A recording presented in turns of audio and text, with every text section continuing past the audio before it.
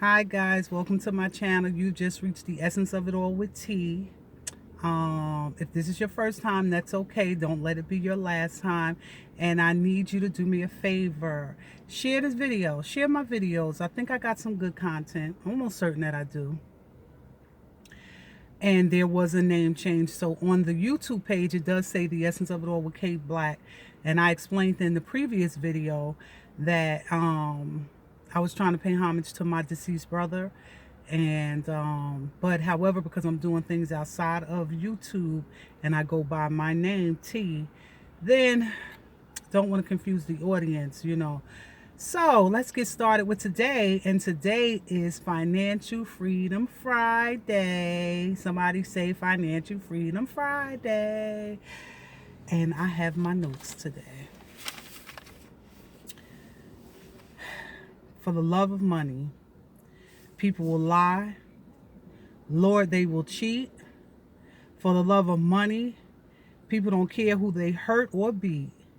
For the love of money, a woman will sell her precious body for a small piece of paper. It carries a lot of weight.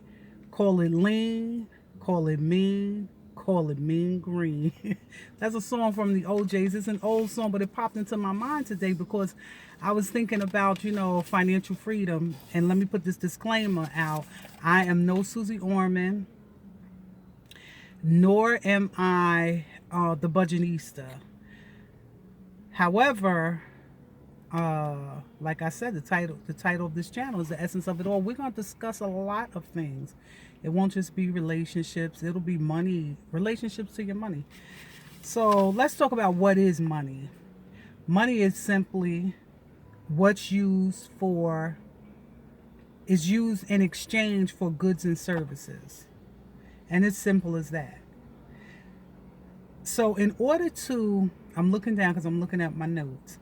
So in order to gain financial freedom, and I was one that was financially bound for a very long time, but the steps that I took to gain some freedom in my finances was the first thing I had to do was I had to take a good long look at my relationship to money. So somebody like a relationship, yeah, you have a relationship with money. The relationship with money is how you perceive money. And all my life, I've always seen money come and money go. Money will come in large quantities and it will go really fast. Large quantities and it will go really fast. Large quantities and it will go really fast. I felt like at one point in my life that I had the Midas touch when it came to money because it seemed like I could pull money out of thin air. So I was able to come across and be blessed at times. Now, there were times where I didn't have anything. And then there were times when I was blessed financially.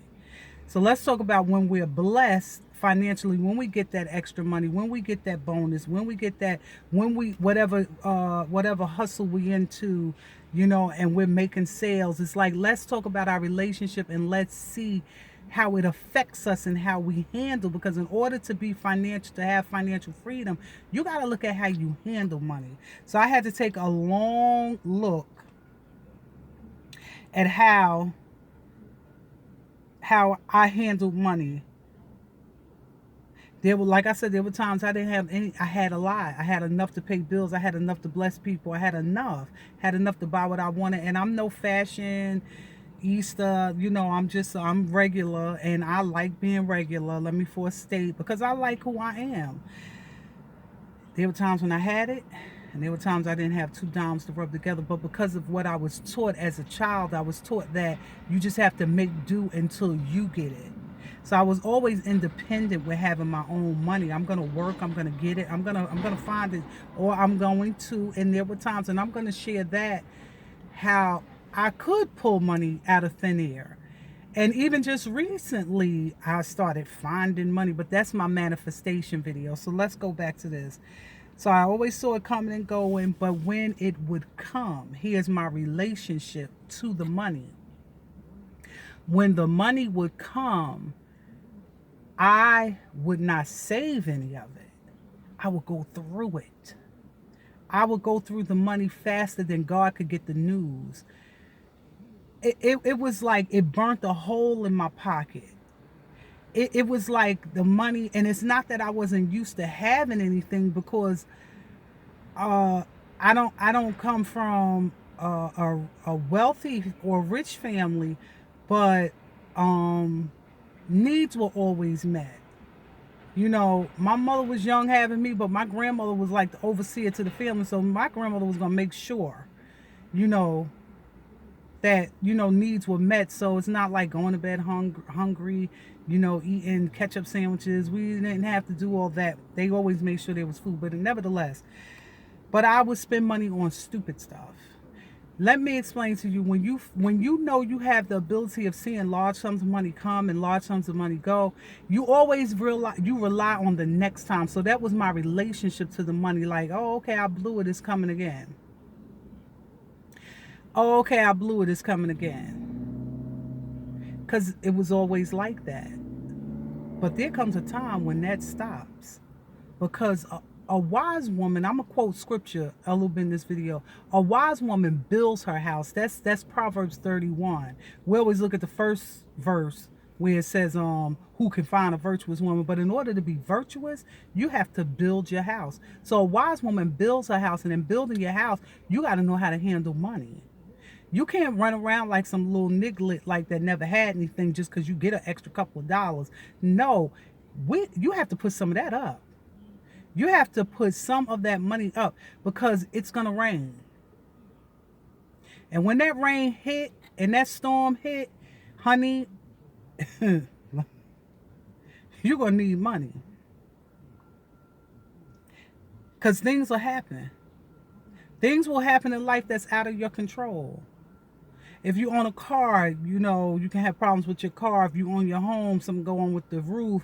Anything, a pipe can bust, anything can happen. Anything is liable to happen. So it's important to know in your relationship, some people will spend money I'm not even gonna try to say the word, spend it unnecessarily. And then some people hoard it, because their relationship to money, when they hoard, and it's not, and hoarding and saving is two different things. I know some people who won't even buy ketchup and sugar, because when they go out, they take the condiments. So you figure, and come on, how much a year you spending on ketchup? Let's even say you spend $12 a year. They would rather hoard that $12, because I'm just thinking, let's say we buy a bottle per month and it's $1, 12 months in a year. And that's just like, this is hypothetical. But they would rather hoard the $12. So, and you stealing from these companies. Now, come on now, that stuff ain't right. You can afford the $12. Some of us hoard it and we never spend it. We won't buy ourselves anything. We won't go anywhere. We won't get our hair done. We won't get our nails done, because we're too busy hoarding it. That stuff is unnecessary, because in that person's psyche, they were used to never having, and never want to have that feeling again, and won't spend it at all. And some of us are used to never having and go crazy when we get it, or used to having somewhat and go crazy when we get it. So look at the relationship in it. And for myself, I was just used to money coming and going. And I took for granted that it would always come and go, because that was my relationship. But let me tell you what happened. I hit the roughest, in 2016, I hit the roughest period in my life. 40 something years, I had gone through something and I didn't have a dime, and was working full time. How are you working full time? You putting 40 hours a week in. You getting paid halfway decent. My relationship with money was so bad that the bills would not get paid on time, because I would just mess the money up. When you take $20 and you break $20 to get a soda, right? So now that $19 that's left, you spend it on nothing. Whereas you can take that $20 and you can put it towards the gas and lights. Or you can take that $20 and buy yourself something, but to have something tangible with the $20. So I got hit with one of the roughest seasons of my life, and working every day. Let me tell you, it was hard. And I said, girl, you have messed up thousands of dollars. Thousands, and you have nothing to show for it. So one day I'm sitting in the bathroom, because I was used to money coming and going. I said, God, okay, I need you to do like you did for me last year and the year before, where you blessed me out of the blue with a nice piece of change that I didn't even know I had coming. And that's the manifestation video on Monday. So now let me get back to that. So I said, God, I need you to do something like that because I'm all jacked up. And I felt God speak to my spirit and said, no, this time you're going to work for it. So the first thing I thought, well, let me go to the mall, fill out these applications. I don't mind being transparent. I have lupus. So it keeps me from like doing a lot of activities at times when, I have flare-ups or whatever. So I know being on my feet wouldn't be good. So I went back to God, talking to him. I said, okay, God, well, if you want me to work for it, I need something that I'm sitting down and I'm doing nothing but typing. And can I tell you within a matter of days, I got that job. So now that I got this job, what do you do now? Are you going to mess this money up now? Because now you don't have a dime saved. No, I'm going to pay attention to my money. But what I did actually with that money, and all my friends that know me personally, they already know this story. So I hope this reaches somebody who doesn't know my story. What I did with the money is I paid off my debt. I went on a spending fast since November of last year. I just started buying myself stuff like last week. I'm telling you, no joke.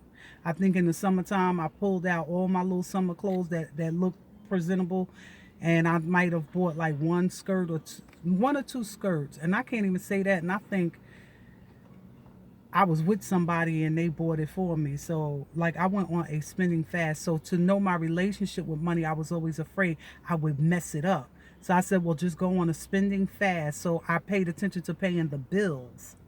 Let's pay these bills. Let's get the credit cleaned up. And let's get this household, because like I said, a wise woman builds her house and a foolish one plucks it down. And that's what I did. I plucked my home down. I messed it up. I can't blame anybody but Tawana, but T. That's okay. That's okay. My name is Tawana. My friends call me T, and you are my friends. Money is needed for everything. I'm about to wrap it up. For everything.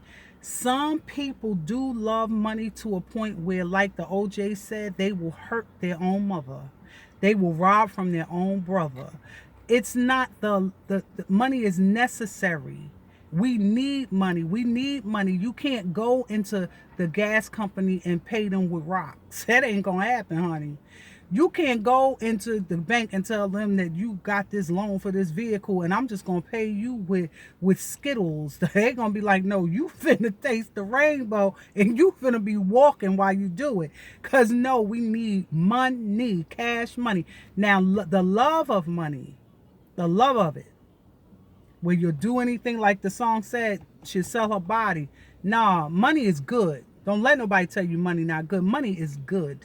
Money is good to have. And money is good to have saved up. And I'm going to tell you in my next video how I start saving. Because I want to do this series, once in the blue, once in the Financial Fridays. But I was led to do this today because I feel like I'm on the, I don't feel like I am. Like so many things financially have shifted. And I'm grateful for it. You could take money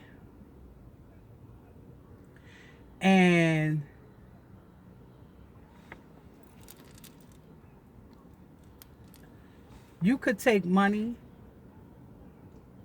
I could cook you a meal with that, say $20. Or I can give you money to buy you something to eat. $20 get you something to eat. Or I can take $20 and buy drugs with it. It's what we do with the money. I'm going to give you scripture on this one and I'm going to wrap it up. But scripture says it's good. Money is good. I had to put emphasis on it, honey. You got to have something in your savings. You got to have something put away. I'm not going to get into all that deep stuff. That's not even me with all that. Not yet. Anyway, that's my long-term financial goal. Financial freedom. You got to have goals financially. But money is good, it's necessary, and it's needed. And scripture says, Ecclesiastes 10:19 says, a feast is made for laughter, Wine makes life merry, but money answers all things. Baby, you gonna need money. You gonna need money, light bill, car note, rent, mortgage, tuition, clothes.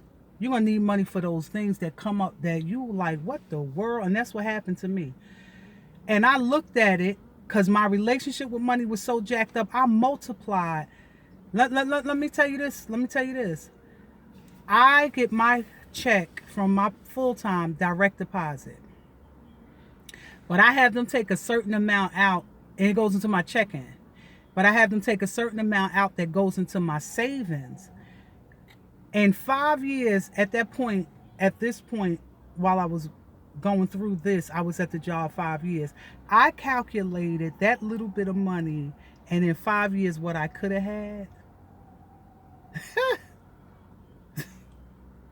I didn't have a dime in the savings because my relationship with money is so jacked up. My relationship was to go through it just as fast as I got it, because I took for granted that it would always come, because that's how it's always been. Like I said, I had the low lows with money and I had some great high highs with money, some awesome times with it. You know what I mean? Like, it comes in abundance and you just be like, yo, when I tell y'all this manifestation story Monday, you're gonna bug out. But however, so because my relationship, so I didn't have nothing. So now I'm sitting here like, I need X amount of, I need what would have been saved.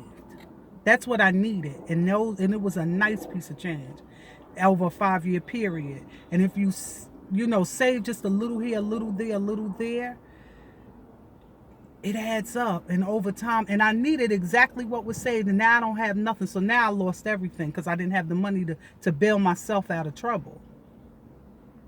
Don't let it happen to you. Get a grip and realize that financial freedom will bring you experiences, not so much stuff. It can buy you stuff. One of my greatest times, and I'm used to buying stuff, junk stuff, whatever, but one of my greatest experiences when I took my grandbaby, she was 4 at the time, and I took her to see Cinderella on Broadway.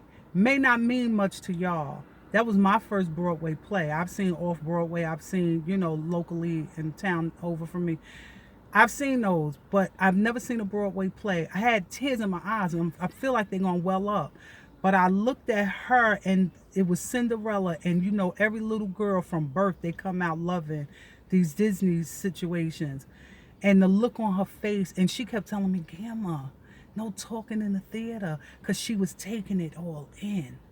See, that's what having financial freedom does for you. It affords you the experiences that can put a smile on your face in life.